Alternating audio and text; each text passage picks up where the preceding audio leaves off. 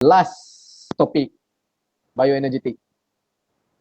Yang ini you all akan belajar lagi waktu nutrition nanti. Saya akan just sentuh briefly ya, sebab nanti waktu nutrition akan sentuh lagi. Okey, tadi saya dah sentuh tentang perkataan ATP, betul? Right? ATP.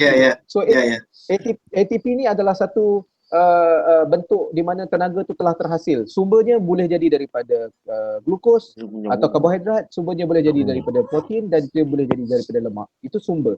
Alright? But bila dia convert menjadi tenaga, so kita panggil dia sebagai ATP. So ATP ni adalah molekul tenaga yang sangat tinggi nilai dia dan sangat penting sebabnya dialah yang membuatkan pergerakan-pergerakan kita tu boleh berlaku. Dia kira macam molekul tenaga yang penting lah senang cerita. Nanti saya akan sketch macam mana dia berlaku. Okay, now saya nampak yang ni you all takkan faham. Saya plan nak gunakan whiteboard. Okay, saya stop sharing sekejap. Apa yang nak dia cerita kat sini. Okay. Yang sini saya nak kena conteng. Kalau tidak you all susah faham. Ya, saya stop sharing ni. Saya tak sepatutnya stop sharing. Alamak, silap lah. Tak boleh, kita order je lah. Kejap. Saya kena sharing balik. Alah, cara saya tadi. Takkan nak makan pizza je. Sorry lah yang mana yang dah hujung-hujung tu rasa nak exercise tu, saya faham. Sekejap dia nak habis ni.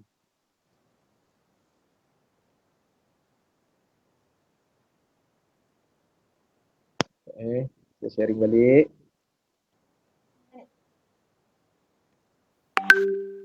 Okay, dia dah keluar.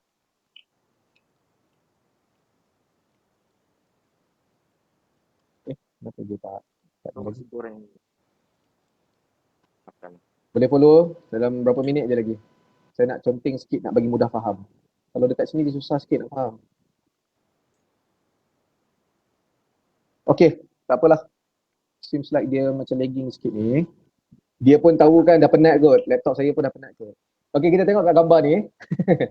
Kita tengok dekat gambar ni. Ada gambar ATP. And then ada anak panah ke kanan tu kan. Dia jadi ADP, betul? Boleh nampak And then ada pecahan P dalam kurungan I inorganik lah. PI tu kan. Alright Okay, saya nak cerita. ATP ni sebenarnya dia ada gabungan daripada adenosine. Adenosine ni adalah sejenis protein. Okay. And T tu, tri tu bermaksud 3. P bermaksudnya phosphate. Okay. Alright. Phosphate ni datang daripada phosphorus. Right. So dia adalah gabungan kimia. Okay. Maknanya ATP ni gabungan protein dan juga phosphorus, 3 phosphorus. So dia menjadi satu molekul tenaga yang sangat kuat. So here, from this ATP, apabila kita berlaku kontraksi, bila kita ada contraction otot untuk buat pergerakan tertentu kan, so that akan ada pemecahan ATP. So P yang 3 ni akan terpisah satu P. Ni yang 3 ni akan terpisah, sebab tu saya nak conteng sebenarnya. Okay, tak apalah, sebab dia ada lagging sikit. So terpisah yang P ni menjadi ADP. D maksudnya diphosphate, 2 saja phosphate. Nampak tak, tinggal 2 je. Alright. Daripada 3, 1, 2, 3 menjadi 2. Okey, sini ada 2 sahaja. Satu lagi P dah terbebas. Betul? Okey, pembebasan satu P ni lah sebenarnya dia terkeluar dengan haba. Alright, dia terkeluar sekali dengan haba. Itu yang buatkan otot kita jadi panas. Itu yang buatkan badan kita menjadi panas. Sebab dia heat. Heat tu lah yang tenaganya tu sebenarnya. Right? So bila P ni terbebas, kan? Bila P ni terbebas, P ni bukanlah jadi sia-sia tau. P ni sebenarnya masih boleh recycle. Ia boleh lagi recycle. Kita boleh recycle dia. Macam mana kita nak recycle dia, nak jadikan dia balik jadi ATP?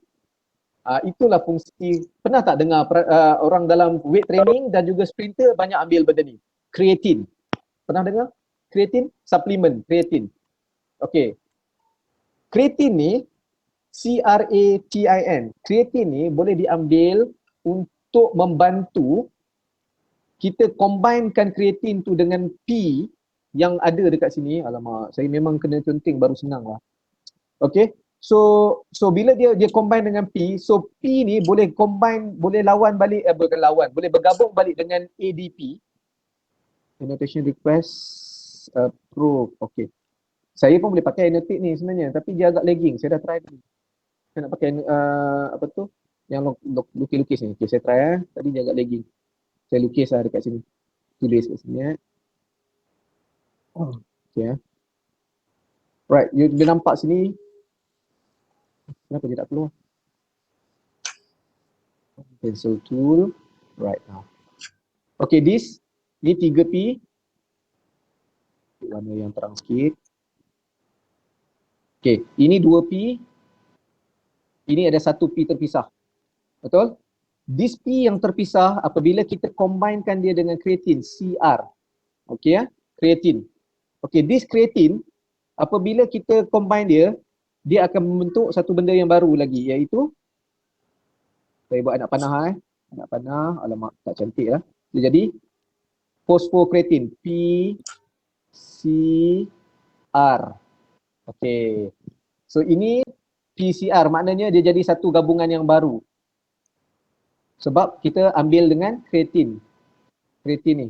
Creatine tambah phosphocreatine ni, phosphate yang terpisah, tambah dengan creatine, dia akan jadi PCR. This PCR, okay, saya tukar color, warna merah.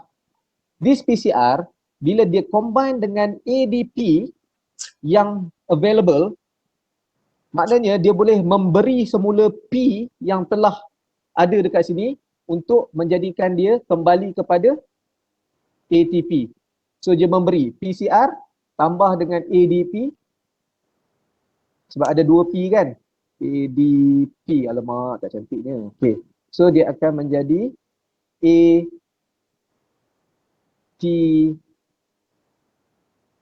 Allah tahunya. Okay, asal boleh nampak lah, boleh Okay, alright. Boleh nampak tak dekat situ? Dia kembalikan proses tu. Maknanya dia jadi satu pusingan balik. So maknanya dia nak pusing, dia nak recycle, dia mesti ada somebody tolong. So dia tak boleh bagi P ni yang terpisah kerana yang permulaan, sebab yang ini dia pecah sebab kita guna tenaga. So kita dah buat kerja sesuatu, so dia menyebabkan perubahan daripada ATP jadi ADP. Dia pecah tinggal 2 je, satu dah terpisah. So tenaga terbebas sebab kita dah guna buat apa-apalah. Kita buat muscle bicep ke muscle contraction apa-apa kan. So P yang terpisah ni dia masih lagi wujud, tapi macam mana kita nak guna dia, kita kena ada creatine. So creatine ni kita guna, kita combine dengan P, so dia akan membentuk phosphocreatine, PCR. So PCR ni boleh combine dengan mana-mana ADP yang available, so dia akan memberi semula P dalam ni kepada P dekat sini dan membentuk P yang baru. So akan terpisahlah kreatin kan. Terpisahlah kreatin seorang-seorang dia pula. Tapi kreatin ni pun berbentuk seketika. Dia bukanlah sepanjang masa ada. Alright Sebab itulah kita tengok. Ya, silakan. Saya ada soalan. So maksudnya bila kita ambil kreatin, kita tak payah guna yang semula jadi ATP kita lah. Dia akan create another one daripada P yang tertinggal tu terus ke ADP. Okay. Betul? Okay, dia macam ni. Sebenarnya dalam tubuh kita memang dah ada kreatin. Sekarang ni pun dah ada kreatin. Tetapi apabila kita ambil lagi kreatin, especially dalam daripada sumber luar untuk menambahkan lebih banyak kreatin, means that lebih banyak ADP yang available selepas dia pecah, kita boleh grab. Boleh faham Tanpa pengambilan kreatin, memang ada kreatin tetapi sumbernya terbatas. Tetapi bila kita ambil lagi lebih kreatin, so ada lebih banyak ADP yang available untuk kita grab dia lepas tu. Sebab kita dah combine. Maksudnya lagi cepat untuk kita nak regenerate recycle. Betul. Yes. This about regeneration, but it's limited dalam tempoh 10 saat ke 15 saat sahaja. Alright, even though kita boleh regenerate ATP, tapi regeneration of ATP ini hanya terbatas dalam 10 saat and not more than 15 second. Sebab itulah bila kita sprint 100 meter, tuan-tuan perasan tak? Kita sprint 100 meter, kita tak pakai oksigen, betul? Alright, tetapi kita masih lagi menghasilkan tenaga, betul? Kita masih guna tenaga, betul? So tenaga yang kita guna tu mostly daripada inilah sebenarnya, recycle of ATP je. Mainly daripada sini. Sebab tu kita boleh buat kerja dalam 10 saat tu lebih kurang, 10-12 saat. Tapi lepas tu kita dah mula gunakan glukos sebagai sumber tenaga seterusnya. Yang tu nanti akan saya sentuh yang last slide ni. Okey, boleh lagi ke perform kalau tukar ATP dengan cepat? Boleh, tetapi macam saya kata terbatas kepada untuk tempoh 10 saat yang pertama. So that's why dalam slide yang seterusnya, okey, kita tengok untuk slide yang seterusnya. Okay, saya kena clearkan dulu, kalau tidak dia akan ganggu. Okay, clear. Okay. So slide seterusnya nampak ni. Ada perkataan dekat sini untuk 15 saat, kurang 15 saat pertama, sumbernya adalah daripada sumber tadi iaitu ATP PC system. Saya ulang ATP PC system. Jual beli apa, Bu? Yang kita yang saya cerita tadi itulah. Kan? Ini ATP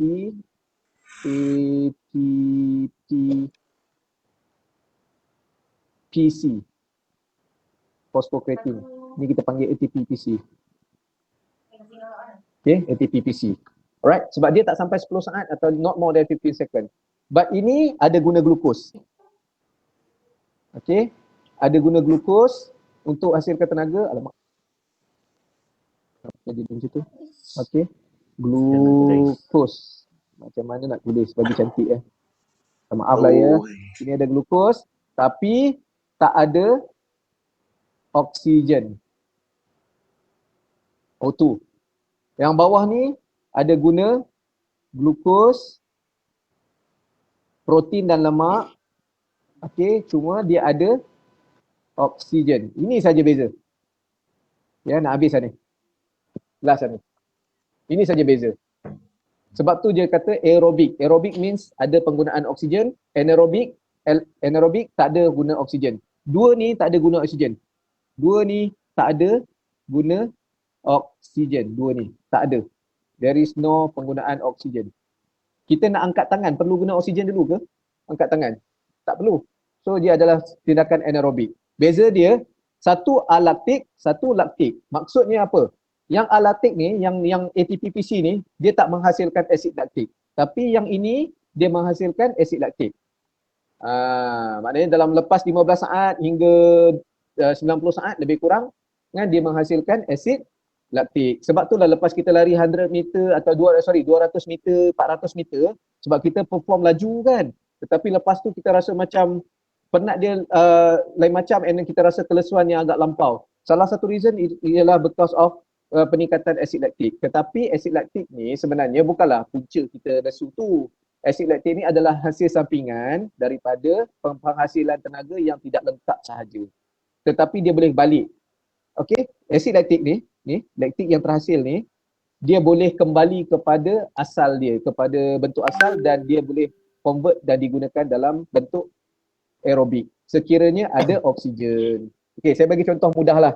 Kalau kita lari 200 meter, sikit lagi saya lajak sikit minta maaf lajak sikit Kalau kita lari 200 meter atau 400 meter, asid laktik akan berkumpul tau. Sebab aktiviti tu tak guna oksigen yang banyak. Apa yang berlaku, lepas kita rehat, seketika kita boleh lari lagi tak 200 meter tu? Lepas kita rehat 5 minit, 10 minit. Boleh, cuma performance dia drop. Tapi boleh lari tak? Boleh. Bermaknanya sumber tenaga kita ada. Tetapi ketika kita lari, kita rasa macam tak mampu nak buat sebabnya penghasilan tenaga tidak boleh berlaku lagi sebab asid laktik tu menyebabkan sel-sel kita semua jadi lebih berasidik. Okey, ada banyak ion hidrogen dan sebagainya dalam tu. So that itu yang buatkan sel kita jadi tak boleh berfungsi dengan baik. Okey, boleh faham dekat situ Saya nak bagi yang tu Nanti dalam nutrition you akan sentuh lagi tentang benda ni. Untuk topik nutrition. Ada soalan tak tentang metabolisme tenaga ni? Ya, silakan. Nak tanya, ada possible direct correlation ke ADP ni dengan temperature, surrounding temperature to be exact? ADP dengan temperature? Yep. Okay, no. ADP adalah hasil daripada pemecahan ATP je, dia tak ada apa-apa. It's just a bentuk tenaga. Sebenarnya ADP pun tenaga lagi. Cuma tenaga dia tak kuat macam ATP. Itu saja. Kan? Dia adalah bentuk macam ni. Dia daripada ATP, dia pecah, bila pecah P1 dia akan jadi ADP. Kalau ADP tu pecah lagi, kita guna lagi, dia akan jadi AMP, adenosine monophosphate. So maknanya sumber tenaga yang paling lemah. AMP tu paling lemah. Dia boleh guna juga tapi sumber tenaga yang paling lemah. Yang paling kuat adalah ATP. Yang kita nak guna ni sebab kita exercise, kita nak guna yang paling kuat, which means kita nak ada sentiasa ada ATP. Kita bukan kata ADP tak perlu, tetapi ADP tu dia tak stable. Kan? Dia tak stable. Itu point dia sebenarnya. Nothing to do dengan temperature ke apa. Kan? Dia bergantung kepada sumber. Sumber hasil dia adalah sama ada dari karbo, protein ataupun lemak. Itu je. Alright? Okay. And lemak hanya boleh terbakar dengan ada oksigen. Itu satu lagi. Boleh diuraikan untuk menghasilkan tenaga hanya dengan oksigen, lemak. Itu kena ingat. Sebab tu ada orang nak buat program jom kurus ke apa tapi buat program yang salah. And end up klien gagal. Yang tu cerita lain lah. Saya kena buka dengan sesi lain. Mungkin boleh follow saya lah. Kadang-kadang saya ada share juga benda-benda ni dekat Facebook saya kadang. Kenapa? Kadang-kadang you buat program nak kurus tapi you gagal. Kan? Alright, sebab dia tak faham macam mana body kita berfungsi. Okay, I guess itu saja. I have one question if you don't mind. So if let's say we are doing macam kita buat endurance lah, marathon or long distance cycling. So we are usually using our aerobic. And then in between we decide to sprint or a sudden burst. So when that happens, are we alternating between the way we generate energy or is the same? Yes, correct. That's the good thing about our body system, our metabolic system. Dia boleh switching. Kejap je anaerobic, kejap je anaerobic lactic, kejap je fully aerobic. Dia boleh fungsi alternately. Tak ada masalah. Badan kita boleh adapt. No problem. Okay guys, I guess that saya dah mungkir janji untuk habis sebelum pukul 6. Nampaknya saya rasa jahat sikit petang ni. Okay right, saya mungkin sebab saya kat endokrin tadi agak lama. Biasanya saya jarang sentuh endokrin lama ni. Tapi sebab online kan dia mungkin jadi lama sikit lah. So saya kena adjust sikit saya punya style lepas ni lah. Anyway, kejap ada soalan yang saya terlepas pandang ke? Nampak okay, banyak. Creatine is to repair muscle purpose. No. Creatine bukan untuk repair muscle. Creatine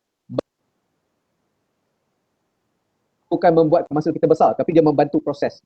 Okay apa lagi Kalau kamu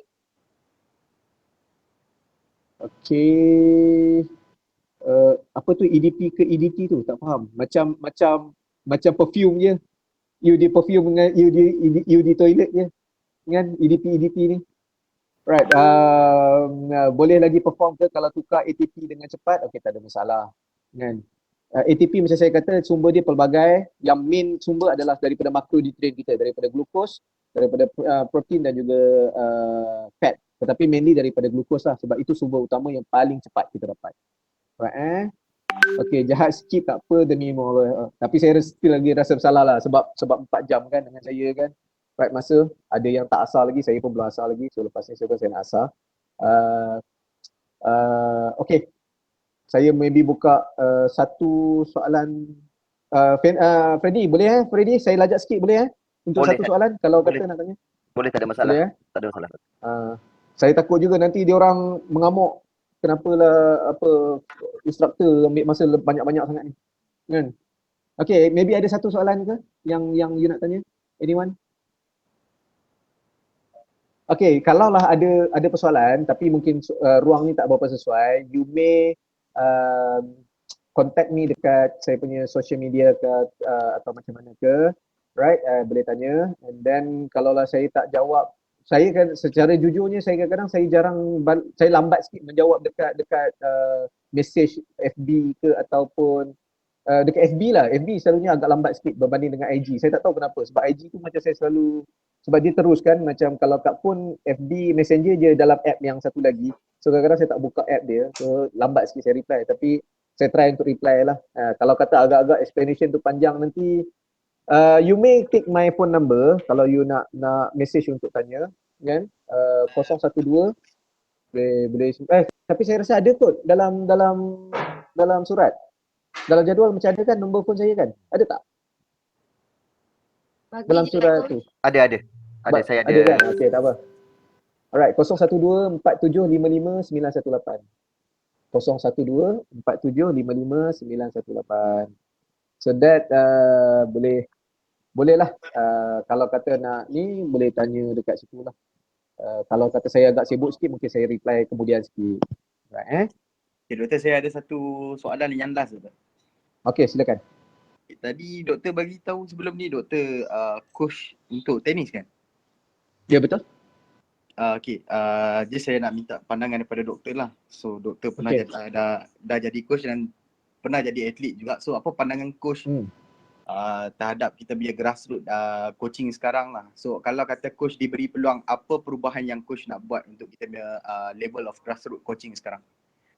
Okay, sebenarnya apa yang dibuat sekarang ni, yang tuan-tuan hadir ni pun is part of the program untuk grassroots juga sebenarnya. Dia macam ni tau, kita kena faham. Kita selalu fokus grassroots development kepada atlet. Kita selalu lupa tentang pembangunan jurulatih. Apa yang you all buat sekarang, attend, adalah pembangunan jurulatih. Partly adalah untuk pembangunan jurulatih. Tetapi kena ingat, sains sukan level 1, 2, 3 ada limitation dia. So you tak boleh rely kepada kursus 1, 2, 3 ni sahaja. Ada banyak lagi kursus-kursus kejurulatihan lain yang dianjurkan bukan saja dari ISN, daripada tempat lain, ada seminar ataupun daripada overseas yang boleh kita masuk secara online, kan? So it's part of development. The problem dengan kita ialah coach kita, saya tak kata semua tapi sebahagian, ialah dia tak nak invest dalam membangunkan diri untuk dia lebih faham apa keperluan semasa dalam coaching. So dia hanya bergantung, katakanlah especially lah yang paling saya concern ialah bekas atlet. Atlet tu mungkin berjaya, tetapi being an athlete and being a coach adalah dua dunia yang berbeza. Trust me. Menjadi atlet dan menjadi coach adalah dua dunia yang berbeza. And ramai orang fikir kalau you jadi atlet yang bagus, you boleh jadi coach yang bagus. No necessarily. Ada coach orang biasa-biasa tetapi dia become a really good coach because dia ada elemen-elemen untuk coaching. Saya ada kenal ramai ex-atlet yang sangat hebat, nombor 1 kat Malaysia, tapi bila dia jadi coach, nak bercakap dengan atlet, nak communicate dengan atlet pun tak pandai.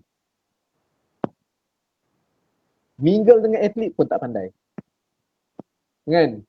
Hanya tahu, okay, buat apa, kau buat apa, kau buat apa, kau buat apa. National level ni saya cakap contoh national level. Right, saya tak cakap yang level bawah, saya cakap yang atas. Ini berlaku tau dekat Malaysia. Tapi saya tak nak sentuh siapa-siapa lah. Okay, so menjawab soalan tu sebenarnya, pembangunan grassroots ni jangan fokus kepada atlet semata-mata, kena tengok pembangunan jurulatih dan juga personel yang terlibat, termasuk dari segi penganjuran dari organisasi. So organisasi pun kena develop. So tak boleh lah balik-balik kita back to square one. Last sekali kita mesti ada orang yang ada pengaruh yang boleh buat audit saja, kan. So and then dari segi peruntukan kenalah ni je politik sikit lah kan, tapi dia tak boleh hanya bersasar kepada satu je. Dia kena menyeluruh. Dia kena fair kepada semua sebab semua nak kena survive. Alright, but tak boleh mengharap peruntukan saja juga. Setiap organisasi itu pun kena pandai untuk generate income. Itu satu lagi. So banyaklah. Kalau you all tengok, kalau dalam tenis, you all buka tentang USTA, United States Tennis Association. Dia hanya persatuan tenis tetapi dia boleh jadi global dan dia boleh ada researcher, dia boleh satu dunia datang training kat situ, dia keluarkan journal, dia keluarkan macam-macam lagi. Dan situ ada coach yang expert. Dan dia ada duit yang sangat besar untuk buat program-program yang benefit dia bukan hanya dekat situ tapi worldwide. So we are still far behind lah dalam konteks tu. Secara peribadi saya rasa jauh lah, kan. Bukan tak boleh tapi banyaklah perubahan kena buat. Kalau at this rate mungkin agak slow lah nak sampai. Tapi the good thing ISN dah berubah banyak. Banding dengan ketika saya belajar sport science dulu dengan sekarang, ISN improve tremendously. Kan, improve banyak. Kan, cuma macam saya katalah banyak lagi yang kita kena improve lah. Bukan ISN je. Kita tak boleh letak semua everything on ISN, kepala ISN. Right? Okay? Hopefully saya menjawab lah yang dekat situ. Okay, I guess itu saja kot daripada saya. Saya dah lajak 15 minit and I'm so sorry because taking so much time. I hope that this session really benefit you in terms of the knowledge and understanding what is anatomy and physiology and bagaimana benda-benda knowledge ni boleh apply dalam, not only dalam sukan but also boleh apply dalam you punya hidup. Alright? Yang itu yang paling penting. Sebab ramai yang jadi coach tapi dia tak tahu apa yang dia buat. Yang paling mustahak menjadi coach ni ialah bila you do something, you understand why you do that. Not because simply you follow somebody else doing it. You go to Poland, you go to Switzerland, you see that they are doing something. And then you come back to Malaysia, you say, oh, I need to do like what they did in Poland, what they did in Switzerland, what they did in Germany. But you don't understand why they do that. Okay, that's another one. Another thing is, dia buat benda tu, dia dah plan berapa lama. Kita cuma pergi tengok waktu itu dan kita copy yang waktu itu. Kita tak tahu dia punya preparation untuk buat benda tu berapa lama dah ambil. Mungkin dah 2-3 tahun dah dia buat planning untuk sampai ke tahap tu. Kita terus ambil yang kemudian. Kita tak ada yang preparation, development kita lupa. Sebab tu saya kata knowledge tentang development tu kita kena faham. So that's why jadi coach, you nak jadi coach yang bagus, you kena lebih terbuka. And jangan sombong. Itu pesanan saya jadi coach. Jangan sombong. You bekas nombor 1 Malaysia ke, kalau tanya saya, I don't care. Right? You being a coach, then you be a good coach dekat situ. Tapi point saya jangan sombong, sama-sama kita bangunkan. Alright, dekat situ. Saya sendiri pun learning. Saya pun nobody. Kan? I'm nobody. But we need to share kita punya kemampuan masing-masing lah. So saya share part saya, and you ada kekuatan you. Saya ada kekuatan saya. Saya pun ada kelemahan. So that's normal. Alright? Okay. I guess that's all I want to say. Thanks again for your time. Sorry ambil masa lebih. Saya dah mungkir janji saya. And hopefully ia bermanfaat. And saya serahkan balik sesi ni kepada Freddy lah.